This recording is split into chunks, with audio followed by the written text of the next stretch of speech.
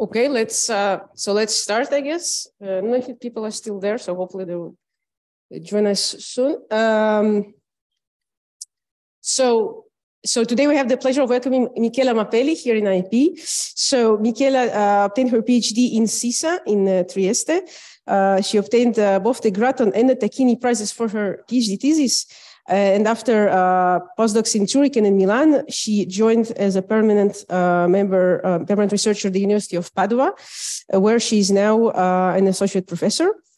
So she has received, her and her students received many prizes throughout her career, including the prize from the European Astronomical Society in 2015, the Merak Prize for Best Early Career Researcher in Theoretical Astrophysics, for theoretical and computational contributions to the dynamics of star clusters and galaxies, reionization epoch, galaxy center, and formation of stellar black holes.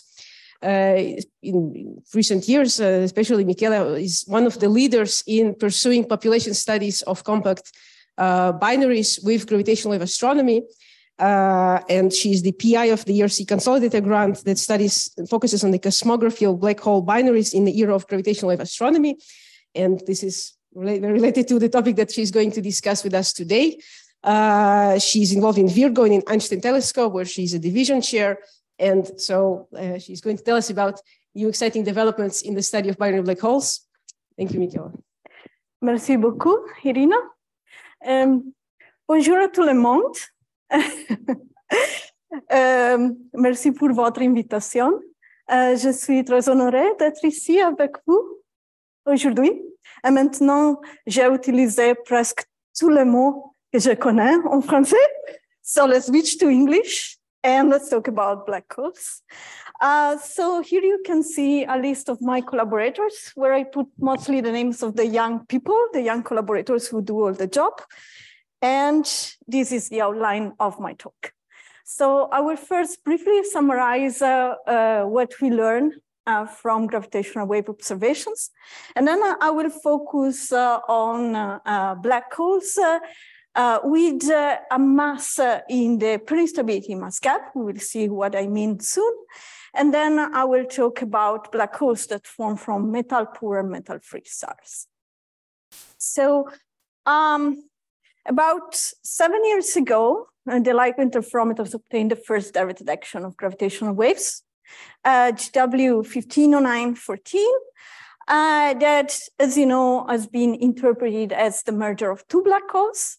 And after this first result, LIGO and Virgo, which joined the network in 2017, obtained many other results. Now we are very close to the start of the fourth observing run of LIGO, Virgo, and CAGRA. Which means that we have data from 3 observing runs that we have fully analyzed. And from this data, we have about 90 gravitational wave event candidates with a high probability of an astrophysical origin. And all of these candidates have been interpreted as mergers of compact objects. Black holes or neutron stars or mixed binaries of black holes and neutron stars. Actually, mostly black holes. As you see from this quite famous cartoon, here you see with a dot all the compact objects that have been observed by LIGO, Virgo, and CAGRA, by the LIGO, Virgo, and CAGRA collaboration. The orange dots are black holes. The blue dots are neutron stars. And if you are a good observer, you see that there are some dots that are half orange, half blue. Of course, it does not mean that they are half neutron star, half black hole. It just means that we don't have enough information to understand whether they are massive neutron stars or light black holes. And you see that all the dots are connected by a gray arrow. The gray arrow connects the two progenitor compact objects, so the two compact objects that merged, with the remnant compact object, which is the result of the merger of the two compact objects.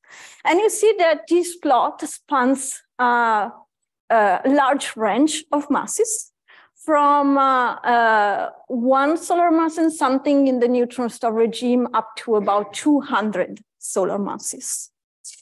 So with this event, we can start probing the mass function of black holes and neutron stars with gravitational waves. And here I overlap on the same plot two regions that correspond to the two claimed mass gaps of the mass function of compact objects. Here below, between about 2 and 5 solar masses, you see the lower mass gap, which is approximately between the maximum neutron star mass and the minimum black hole mass. The existence of this gap has been claimed based on observations, electromagnetic observations of nearby X-ray binaries and radio pulsars, for which we have a dynamical mass measurement. And this observation suggests a lack of compact objects in this mass range.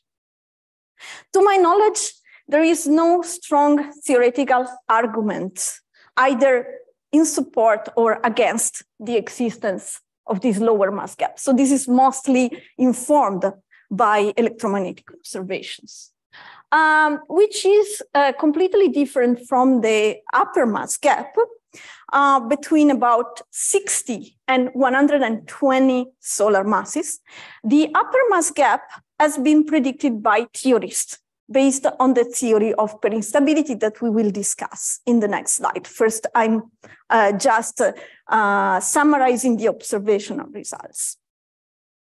And you see that to be gaps, these are already pretty crowded, especially the upper mass gap does not seem really a gap anymore. But most of the orange dots that lie in the upper mass gap are remnants. They are the result of mergers of smaller black holes.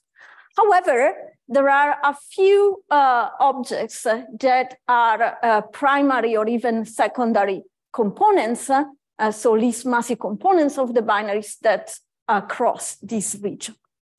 About the lower mass gap, there are a few objects inside, but these seem more like still quite empty.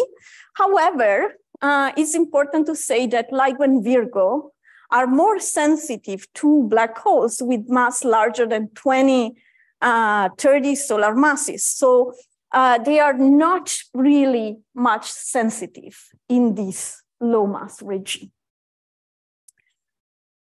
And in fact, LIGO and Virgo has all the possible detectors and telescopes that we know have observational biases. So now the big question is, can we get rid of these observational biases and try to learn to infer the intrinsic distributions of the properties of black holes after getting rid of the observational biases? It is possible, it is not trivial.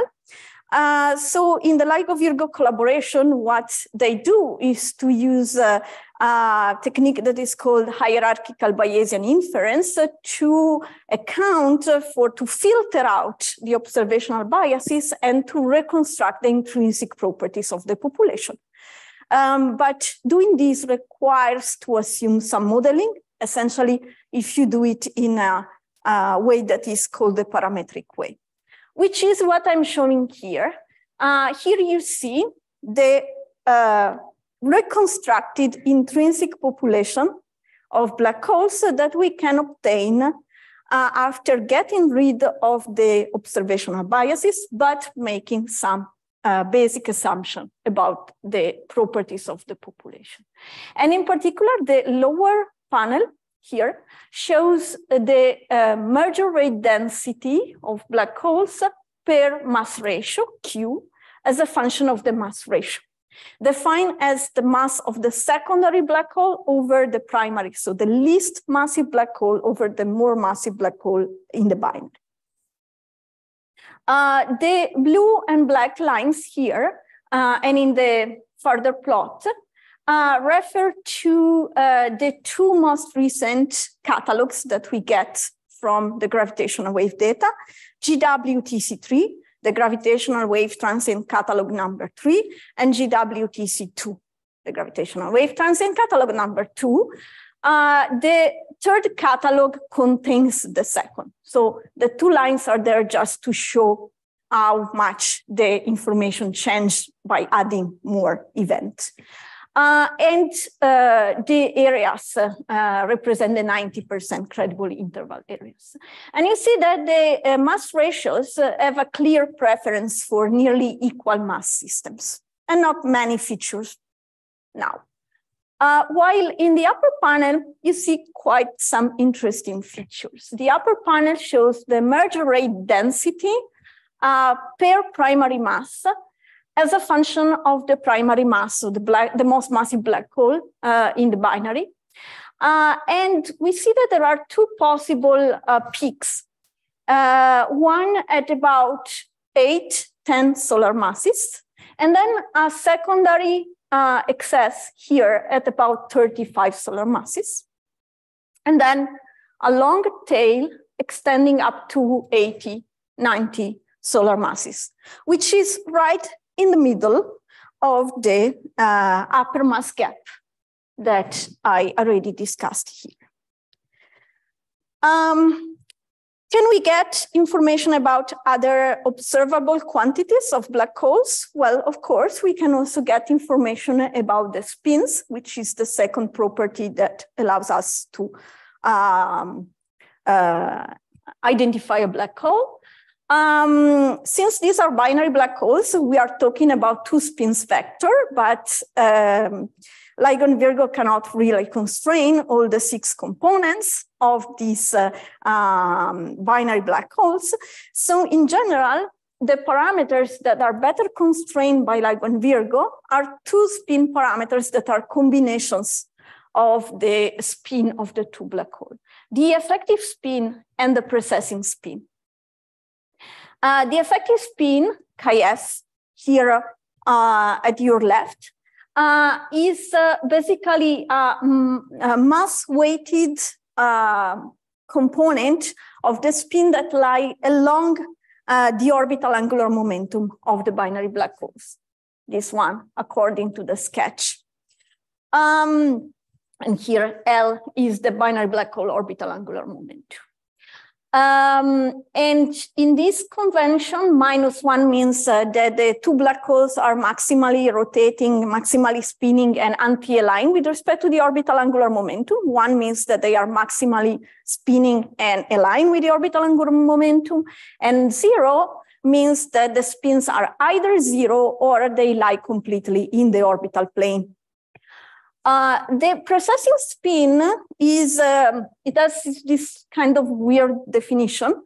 It is a way to estimate the contribution of the spin to the orbital plane, so perpendicular to the effective spin.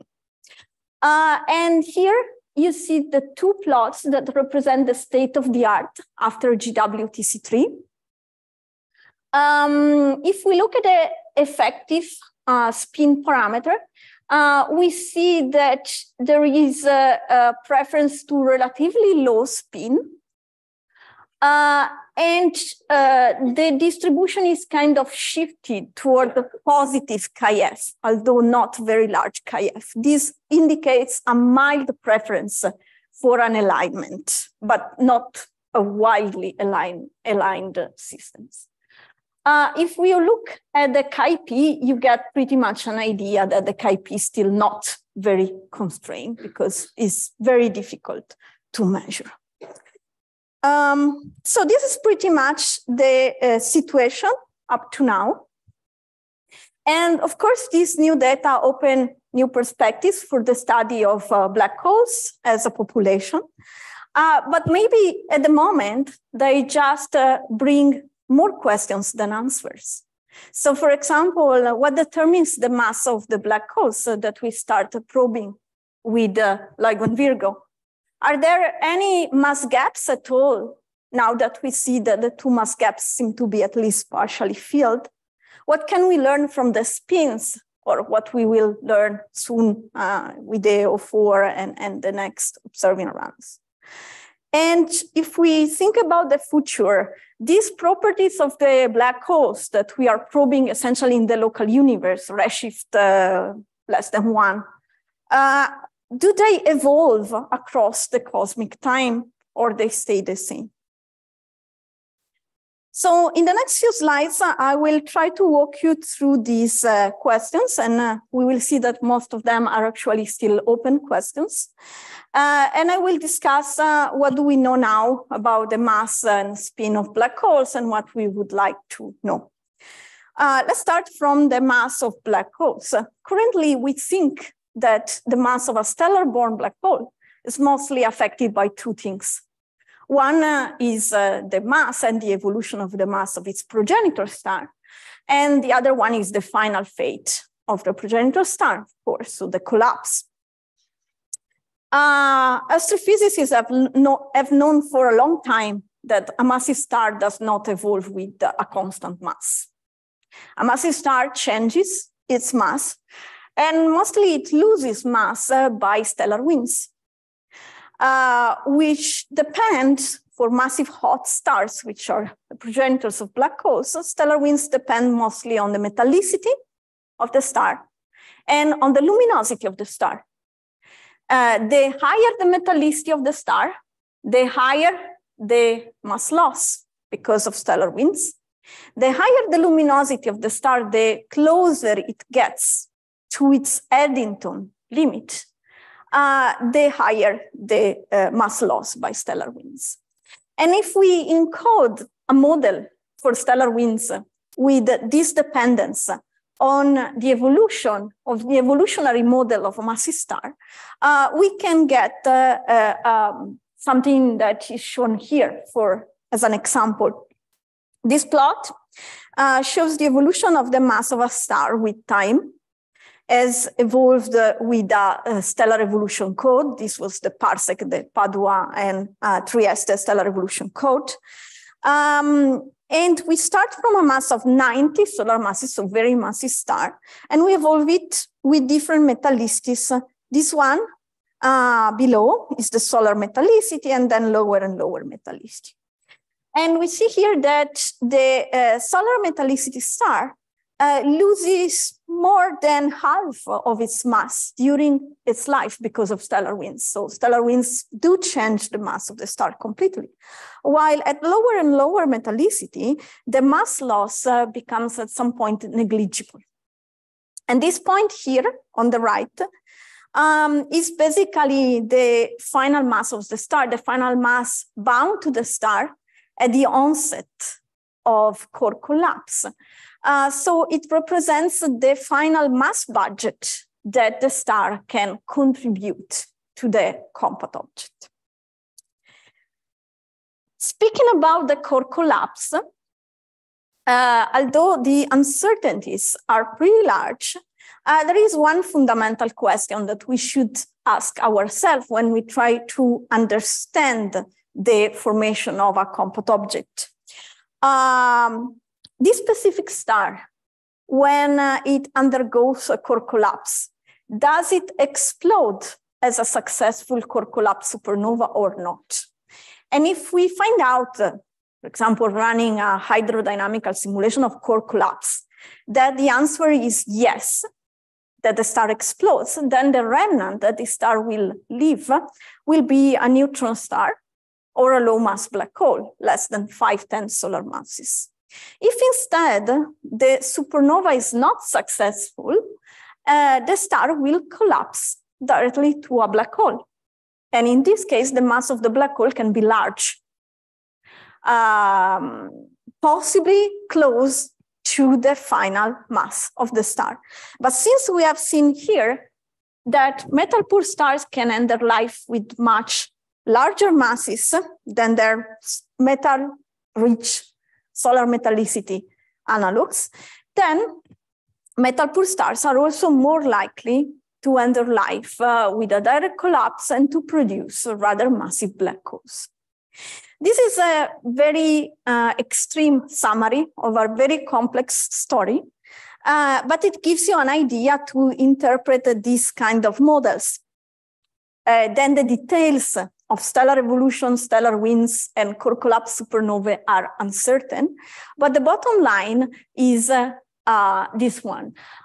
Here you see a plot of the expected mass of the compact remnant versus the initial mass of the progenitor star ZAMS stands for zero-age sequence mass. And again, here we show different metallicities from the solar to 10 to the minus 4 in absolute values. And this kind of models contain essentially two things: a stellar evolution model that assumes a stellar wind model, plus a model for the outcome of a core collapse supernova. And you see that the lower the metallicity of the star is, the higher the maximum possible mass of the black hole. The details, again, the details heavily depend on the model, but the bottom line is that lower metallicity means larger black hole masses because of the lower mass loss by stellar winds and direct collapse. These could be used, for example, to try to guess some information on the progenitor stars of gravitational wave events. For example, for the first event, 1509-14, this suggested that solar metallicity progenitors cannot succeed in producing this event, that you need a rather lower metallicity. On the other hand, these kind of models miss at least one crucial ingredient, which is pairing stability. So far, we have mentioned only core collapse supernovae, but there is also another key point, which is pairing stability. Let's look at this plot, which shows the central temperature of a star versus the central density of a star. And these three lines here, purple, pink, and orange, represent the evolution of three massive stars in this plane. And here you see that I highlighted a purple region called instability region. What happens if a star hits this instability region? Basically, when a star, a massive star, at the end of carbon burning reaches this region, it means that it efficiently produces gamma ray photons, and these gamma ray photons lead to the formation of electron and positron pairs. But since these pairs are essentially at rest when they form, then this removes pressure from the core of the star. And so the core of the star finds itself out of equilibrium, out of balance. So it contracts. But this contraction happens when you don't have the iron core yet. This is the carbon-oxygen core that contracts. So the contraction of the core increases the temperature, and then what happens is that you switch on oxygen-silicon burning in a catastrophic way. This has many consequences for the star, this process that we call pairing stability because it is connected with the production of electron and positron pairs. Since here we are interested in black holes, here I'm showing you the effect that this instability can have on black holes.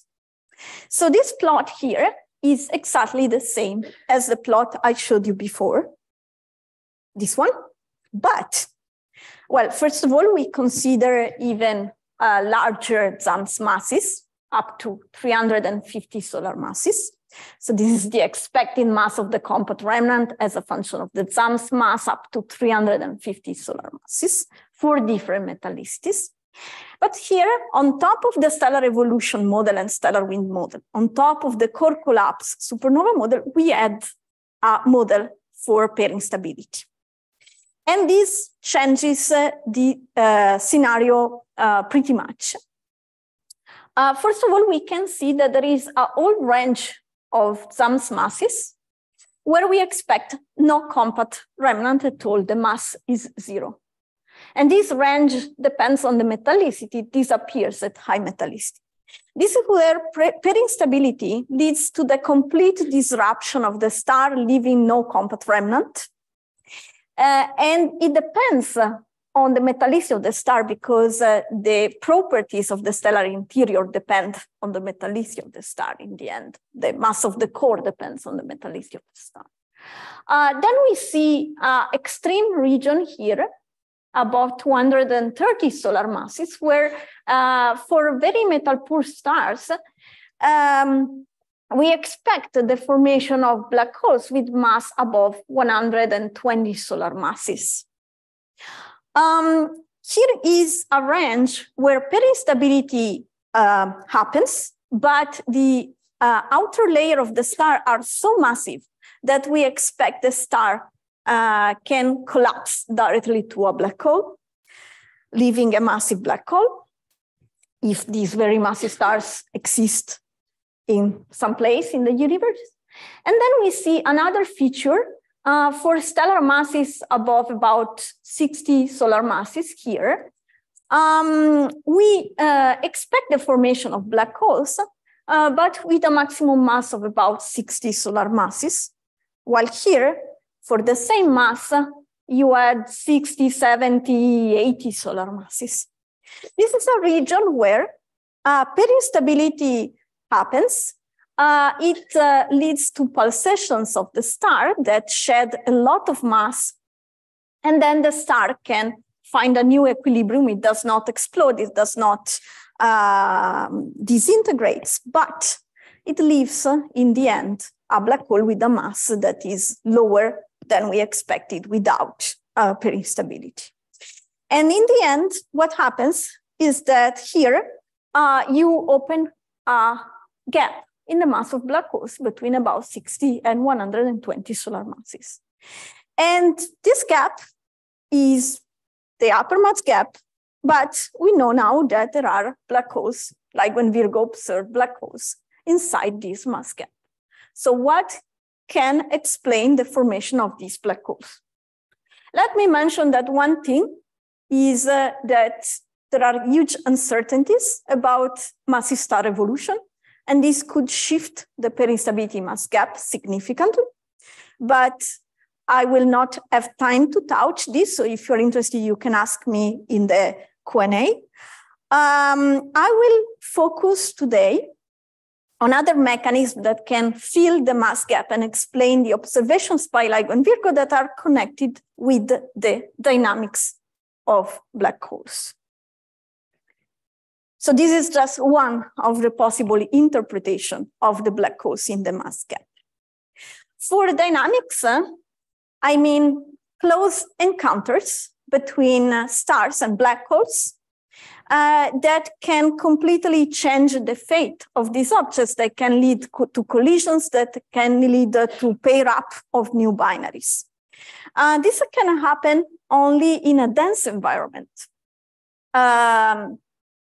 not the solar neighborhood, where the density is less than 1/10 where the density is less than 0.1 stars per parsec cube. But it can happen in the core of dense stellar clusters, like young star clusters.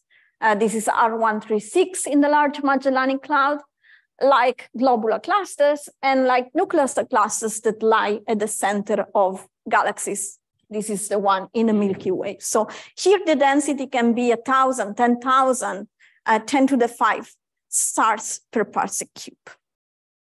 What dynamical processes could possibly contribute to the formation of black holes in the mass gap? I will discuss two possible mechanisms, dynamical mechanisms for the formation of black holes in the mass gap. Hierarchical mergers and star-star collisions that I summarize first with these two cartoons. Let's start with the stellar collisions. In a very dense environment, it is possible, actually it is very likely, that stars collide, have a physical collision. And this can produce exotic stars, many kinds of exotic stars, like blue stragglers, if you are interested. If the two stars that collide are an evolved star that has already developed a helium core with a main sequence star that is still hydrogen rich, then we can have something really interesting. So basically here we have a star with a helium core that collide with a hydrogen rich star. the result of this collision is a star that has a core undersized with respect to its envelope because it has accreted sum of a lot of the hydrogen of the main sequence star. But since the evolution of a star is mainly driven by the evolution of its core with the nuclear burning time scale of its core, then the star could avoid the pairing stability regime and just collapse to a black hole, leaving a black hole in the mass gap, provided that it has enough mass in the envelope and that this envelope collapses to a black hole directly. This could leave a black hole in the mass gap. And then if this black hole is, well, this black hole is a single object at formation, but if it is able to stay inside the parent star cluster, it could pair up again with another black hole and lead to a binary black hole. This is what we have seen with the embodied simulations of my former PhD student, Ugo Di Carlo. And this is a cartoon that shows a merger tree of a binary black hole. And you see that in the end, we produce a system with a black hole in the mass gap, pretty similar to GW19 or 521, and a massive black hole. And this the formation of this binary requires to start from 4 initial stars that have multiple interactions and collisions. But this is just a cartoon. So this scenario has several sources of uncertainty. Number one, how much mass is lost during the collision? You cannot model it just with the embodied simulation. You need a hydrodynamical simulation to find out how much mass is lost while you collide 2 stars. What is the evolution of the collision product after the collision? You need to model it carefully with the stellar structure code. This is what we recently tried to model with Alessandro Ballone and with Guglielmo Costa. So we started from a hydrodynamical simulation of the collision between 2 very massive stars. These two stars here that we have seen in the simulation by Ugo. And here you see 4 snapshots of these simulations. The colors show the density of gas. This point here is the main sequence with an initial mass of about 42 solar masses. And this blob here is the giant star with the helium core. They collide, and in about 10 days, they leave a new star, which has a mass of about 90% of the total mass of the 2 stars. So from this simulation, we see that in the end, at least for a head-on, nearly head-on collision, the mass loss is of the order of 10–12%, which is not negligible, but still leaves us with a star of 88–89 solar masses. And then what can we do with this star? Of course, you cannot run the hydrodynamical simulation until the end of the evolution of this star. Then we took the profile of this star, the chemical composition, and we remap it into a stellar evolution hydrostatic code. And then we followed the evolution of the collision product, which is what I summarize with this plot here. This gamma 1 is the pressure average first adiabatic index. If you are not familiar with this parameter, it doesn't matter. The important thing is that when a star is above this value indicated by the gray area, then it is stable against pairing stability. If it goes below this region, it becomes unstable. And this is shown as a function of the central temperature of the star, which you could interpret as the time, roughly speaking, evolutionary time from the left to the right. And here I show several different lines. The dashed line, the black dashed line, is what I call a normal star of 88 solar masses. Normal here just means that it is a star that evolves as a single star, no collisions at all. And you see that this star will cross the gray area and explode as a peri-instability supernova. Then the black solid line is a 58 solar mass star. And you see that the black line does not cross the peri-instability. The mass is not enough. Now the interesting point, the red line, and there are two red lines, one that is solid and one that is dashed, but the difference is not really important. The red line shows what happens to the collision product. This one is an 88 solar mass collision product with a helium core and with a big envelope of hydrogen. And when we evolve it with a stellar evolution code, we get the red line, which does not cross the peri-instability regime. So it does not undergo peri-instability, and it looks remarkably similar to the 58 solar mass star.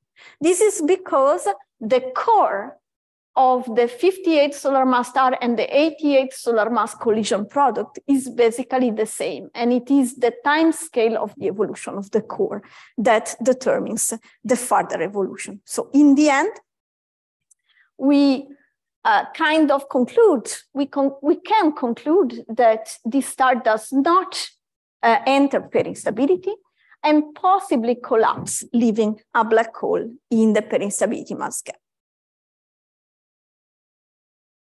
So with this model, we can say that there is at least one possible configuration of star-star collision that produces black holes in the gap.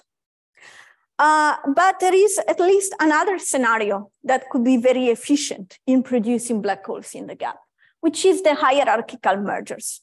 So now let's move to a different topic, which is hierarchical mergers. And again, I will start from this cartoon. In a very dense stellar cluster, it is possible that when two black holes merge together and they leave a compact remnant, the remnant, which is initially a single object, finds another companion. It pairs up dynamically via a close encounter with another black hole, and then it produces a new binary. This binary system can merge again. And in that case, we call the first merger second generation black hole, the second merger a third generation black hole, and so on. We can produce a chain of mergers of black holes. So here we were colliding stars. Here we are repeatedly merging black holes. The main point here is that when two black holes merge, we know from general relativity that the merge remnant gets a kick, a natal kick, because of asymmetries in the emission of linear momentum with the gravitational waves. And this kick can be higher in the escape velocity from the stellar cluster. So it could be that at some point in the chain, the merger remnant escapes from the cluster and the chain breaks. How efficient is this process? And can we fill or partially fill the mass gap with this process? We recently studied these chains with a new dynamical code for a very fast integration of hierarchical chains. It's called FastCluster. You can play with it if you want. It's open software, it's open source. And this shows what happens to the black holes in a nuclear star cluster. So in a stellar cluster that can be at the center of a galaxy. The upper panel shows the distribution of the masses of the black holes, and the lower panel shows the effective spin and the precessing spin. So here we have also information on the spins. In both panels, the field histograms, red and blue, show the first generation black holes. So the one that come from the collapse of stars, while the unfilled histograms are the second generation or higher generation black holes, so the one that come from the merger of smaller black holes. And we see quite clearly that in this extremely dense, very peculiar environment, the mass gap is completely filled by hierarchical mergers. So they are very efficient in filling the mass gap. And they also leave a very nice features in the spin parameter that we could at some point probe with the observations. The blue histogram here shows the precessing spin, the chi-p, and it has this very clear peak at around 0.7, which is a feature of the remnant of multiple mergers. How does it compare with current LIGO and Virgo observations? So here I show you briefly how we can put together this hierarchical merger with other possible formation channels, and then reconstruct a possible guess for the intrinsic distribution of the primary black hole masses and the spin parameters. Here in the top panel, you see the primary black hole mass. The three color lines show three possible redshifts of mergers. The gray shaded area is the LIGO and Virgo population, so the reconstruction of the population that I showed you at the beginning of the talk. This blue line here marks what is the maximum mass of the primary mass of the first generation black holes that we have in this model. And this tail at higher masses inside the peristability mass gap comes entirely from hierarchical mergers. So with this model, you could reproduce the high mass tail inside the peristability mass gap. And here you see the distribution of the spin parameters that we get with the same population, with the chi effective and chi p. It is at the moment hard to say anything about interesting feature because the observations are still quite uncertain here. So with this, I am done. Irina, how much time do I have? A few minutes, or I can stop here if it's okay. Okay. I will try to be brief on the last part, which is the evolution with redshift. So why do we care about the evolution with redshift? Because we are now planning the next generation detector, the Einstein telescope and the Cosmic Explorer. And they will observe binary black hole mergers up to redshift of a few tens, 30. As you can see from this famous plot, which shows the instrumental horizon, so the maximum redshift at which a detector can observe a binary black hole merger as a function of the total source frame mass. Advanced LIGO at design sensitivity will reach this redshift. The Einstein telescope in green and the Cosmic Explorer will do incomparably better. So what can we predict about the evolution of binary black holes with redshift? Here I will show a few plots from two papers from two drafts that we submitted a few weeks ago, one by Filippo Santoliquido and one by Guglielmo Costa, studying the importance and the uncertainties about black holes, binary black hole mergers from population free stars, so from the metal free stars in the universe.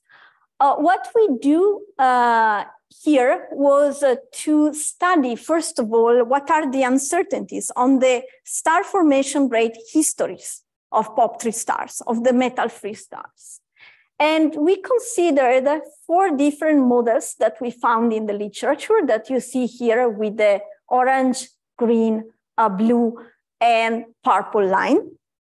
Here we consider only models that match the other observables, like the constraint from Planck, we neglected older models. And you see that the star formation history that this model predict are pretty different. The green one predicts a maximum, a peak at redshift 8, while the blue line has a peak at redshift 20.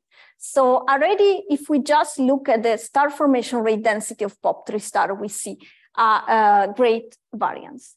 Then in the right-hand panel, you see what we can get from a stellar evolution model. So this, let's focus on the upper panel, is a prediction of the mass of the compact remnant as a function of the zero-age main sequence mass, so the usual plot that I discussed since the beginning of my talk. But now the black and the red line are a comparison of what you expect for a population 3 star and a population 2 star, leaving a compact remnant.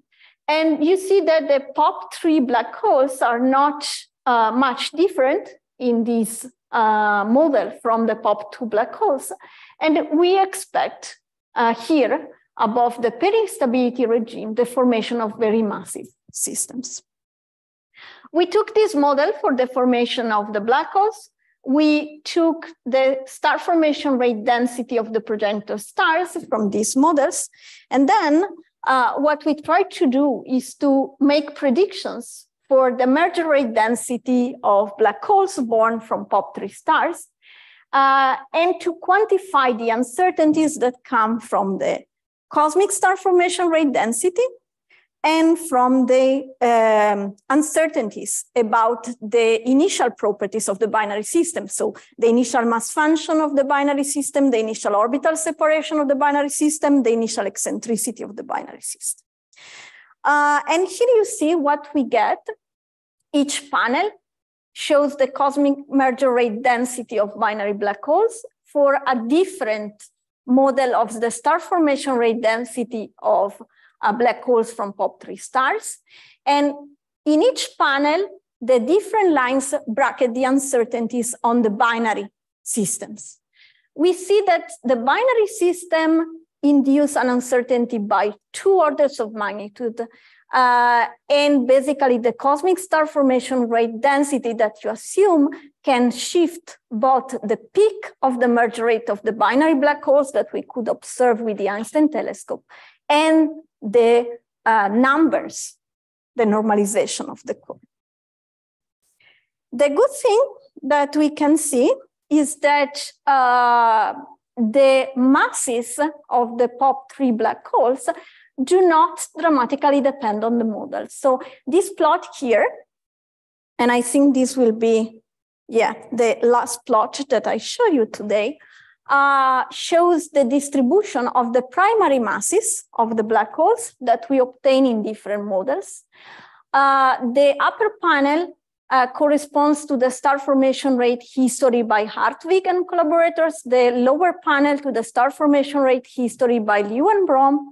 From left to right, you see 3 different redshifts, 0, 2, and 10. In each of these panels, the gray histogram shows the contribution of metal-rich stars to the binary black hole population. And the color histogram shows the binary black holes from POP3 stars.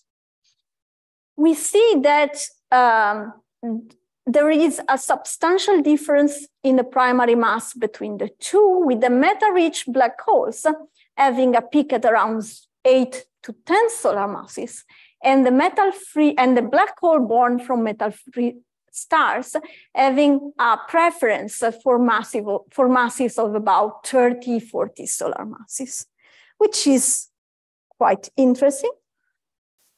I will skip this one. So let me wrap up.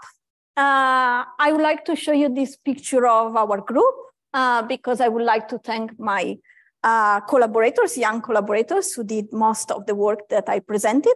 The group will move soon to the University of Heidelberg, so we will have new positions and fellowship. If you are interested, please contact me. And here are my conclusions. So now LIGO and Virgo have started probing the mass function and the spin of binary black holes. This opens a possible problem in the interpretation of pair instability and the pair instability mass gap. I've showed you here that dynamics could fill the pair instability mass gap in multiple ways. Which one is the good one? We still don't know. And now we should start also planning for the next generation ground-based detector and try to understand if this can help us constraining the evolution of black holes across cosmic time and the evolution of their progenitor stars. Thank you so much.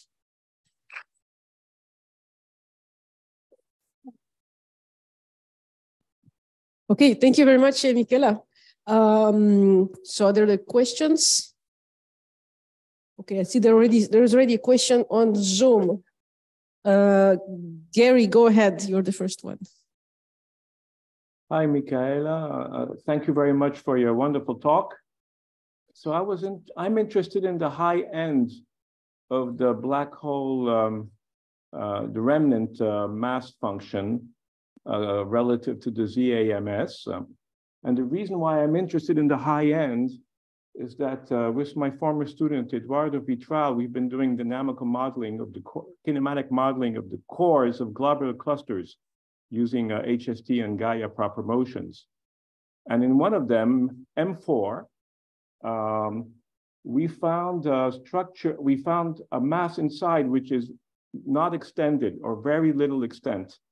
And the mass is 900 plus or minus 300 solar masses. And if it has an extent, it's of order of 5,000 AU, which is, I think, 20 milliparsecs. So the question is, how do you form, if it's a black hole, how do you form it and how do you retain it?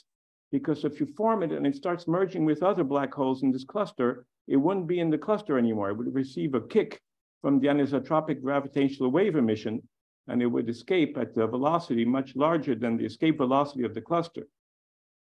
So in one of your early plots, you showed a ZAMS to black hole relation, which for very low metallicities could extend to very high masses. I saw numbers of 300 solar masses, and much earlier than that one. Okay, it was in the first part before you talked about the collisions of stars. Yeah, for example, this one. So how far can it go? Can we think that the M4 mass, the excess mass in the center of M4 could indeed be an IMBH of 900 solar masses that would form directly from direct collapse? Is that a plausible model? And how and what would that tell us about the metallicity of the progenitors? Okay, so you talk about M4, the globular cluster? Yes. Okay, excellent. I don't remember exactly the metallicity of this globular cluster, but in principle, in this plot that I'm showing now, yes. Let me show it with the mouse. The red line corresponds to metallicity of 10 to the minus 4. So this is about 10 to the minus 2 solar. It's not that low, the one that we call for POP2 star metallicity. The point is the big if. There are two big if here. One is whether you can form stars that are that massive at this metallicity, and we have not observed them. So this is a purely theoretical model. What if you can form a star with that mass and that metallicity? So this is one big if. The second big if is whether even if we assume a direct collapse supernova, so no, a failed supernova, no supernova, just direct collapse of a star. Will the mass of the black hole accrete almost all the mass of the star, or do you expect some of the mass to be lost? In this plot here, I make what I can call very optimistic assumption, that in the case of a direct collapse of a failed supernova, the entire final mass of the star collapses to a black hole. But this may not be the case, because even when you have a direct collapse supernova, you could have a shock triggered by neutrino emission.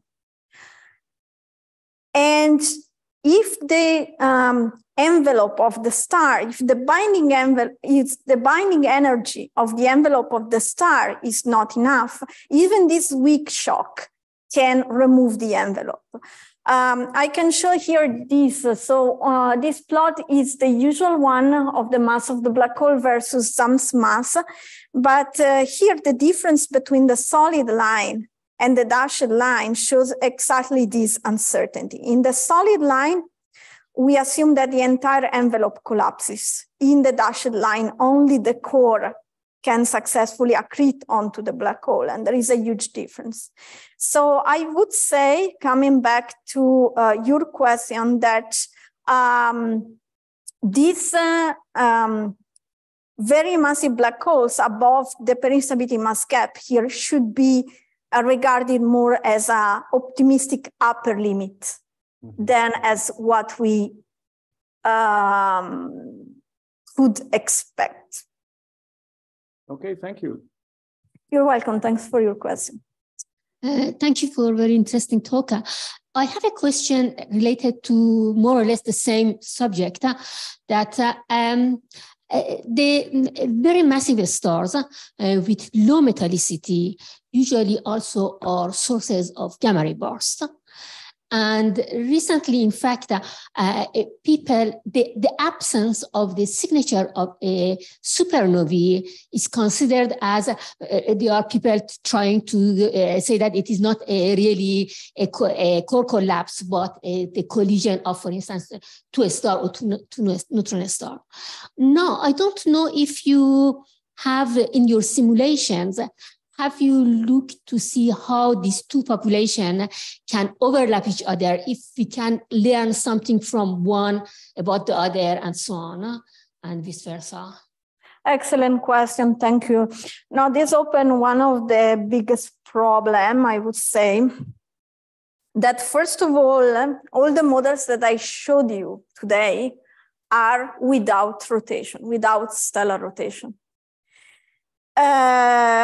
Which is something that we are desperately trying to study better. And I don't have the plot here, but of course, since a star rotates, this is a part of the picture.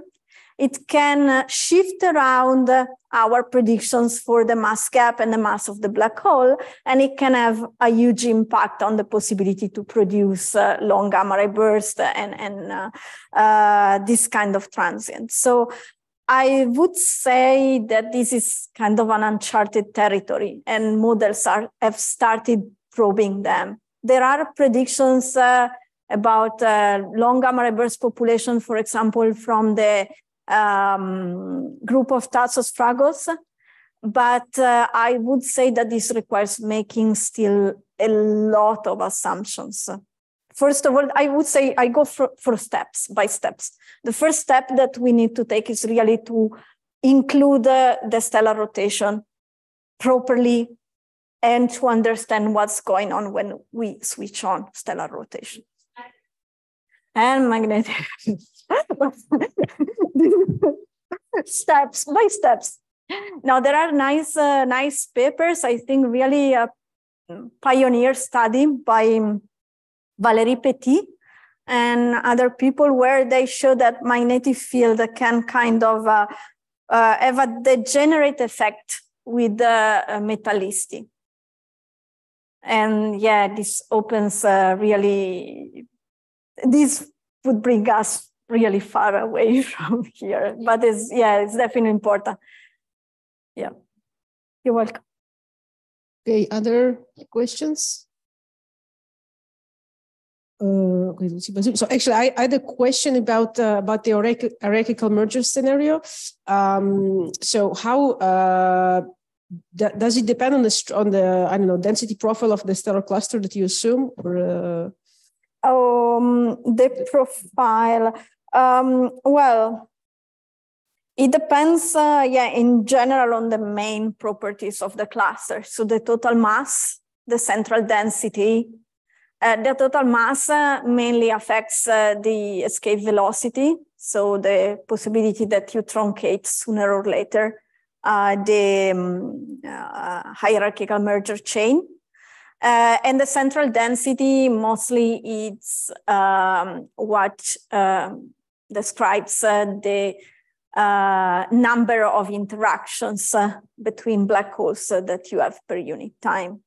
So all the properties of the stellar clusters are important, which is why we prefer to use this kind of models that are not direct N-body simulations.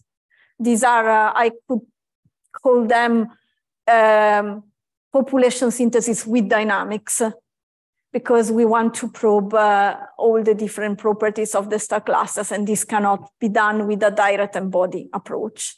So here I showed only the example for a nuclear star cluster population, but you could repeat this for different masses, different densities, different metallicities, and see how these affect the final chains.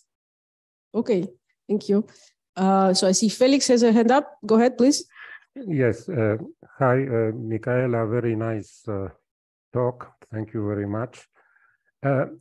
The case of Cygnus X1, how will fit in all this? I mean, we know that is X-ray binary with a black hole of about 20 solar masses, and the donor star has about 60 solar masses.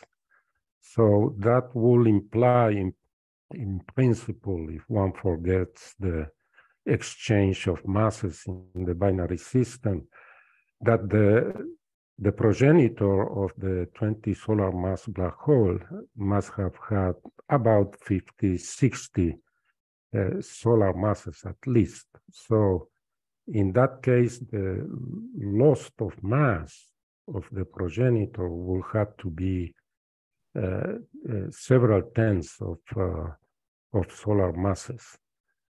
Does this fits the models of pair instability and so forth?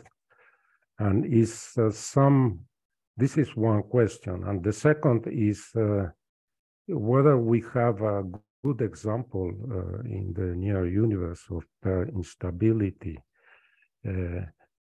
fluctuations with losses of masses of 40 solar masses, let's say.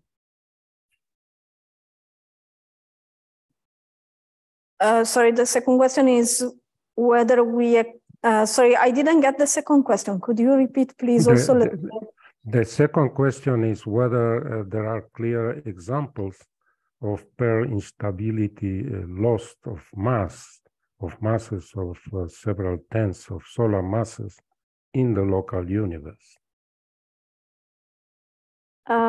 So let me start from the first one about Cygnus X1. Excellent question. Indeed, there is a PhD student working with the Celeste Artale and using our models right now to see what region of parameter space can explain Cygnus X1, which is a really tough beast. So at the moment, the best I can say is that you need quite some fine-tuning with the stellar wind model to produce this kind of system. My answer to your question can change a little bit when Felipe will have final results, but at the moment, we really need to tweak a little bit with the stellar winds, allowing for less efficient stellar winds to produce this system. About the mass loss, so the second question, let me see if I got it. You are asking if we expect to have a lot of mass loss from pair instability in a relatively nearby universe. Is that, sorry, it's also a problem that the question over Zoom are a little bit low in volume. Well, the question is refers to if there is some clear example observed of a system where there is such large mass loss in the local universe. Okay. No, the short answer is no. There is no evidence of pair instability in the local universe. There are some claim of pulsational pair instability events, but only upper limit about pair instability supernova. And this is very important. In fact, it could be used to bracket some of the uncertainties. Yeah, super. Yes, the possible observational example are these very massive stars in nearby galaxies that suddenly disappear. There have been many examples now of those, but all of them are in other galaxies. And the hypothesis is that these stars disappear from our view because of the ejection of large masses of gas that turns into dust that hides these massive stars.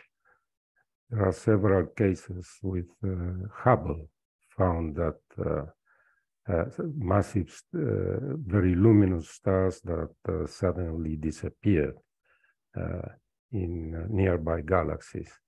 So my question was if in our galaxy nearby some system of those has been observed. But do you mean the stars that disappear, for example, in the survey by Kochanek, Adams? Exactly, well, yes. Well, I think the mainstream to interpret this is rather that they collapse directly. So they are not really a possible example of pair instability supernova, but rather an example of a failed supernova. Maybe I missed something, or maybe I misunderstood your point.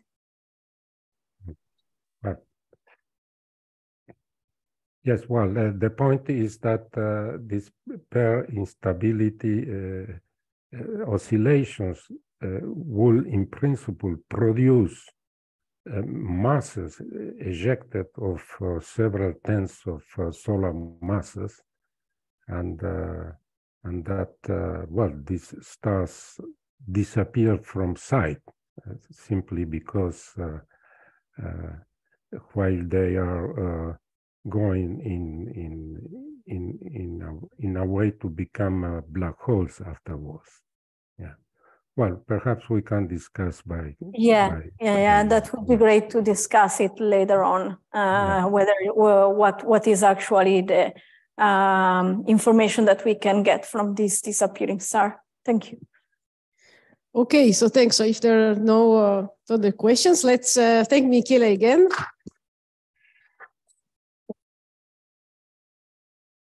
Thank you so much.